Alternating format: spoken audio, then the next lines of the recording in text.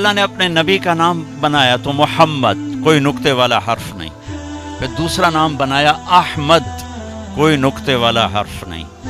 پھر ایک اور مناسبت، لفظ اللہ میں 4 حرف ہیں، محمد میں 4 حرف ہیں، احمد میں 4 حرف ہیں.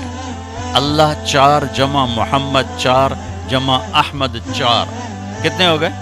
12.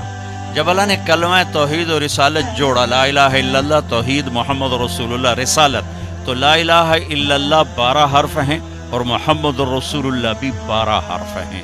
یہ ترازو اور میزان ہے میرے اللہ کا جو اس نے قائم کیا. پھر کسی نبی کے نام میں رسالت کا معنی نہیں پایا جاتا، کسی نے.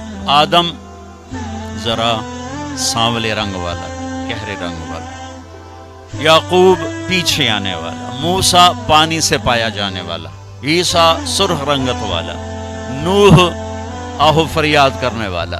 انبیاء کے ناموں میں نبوت کا معنی نہیں پایا، صرف میرے حبیب ہیں جن کے نام میں نبوت کا معنی پایا جاتا ہے.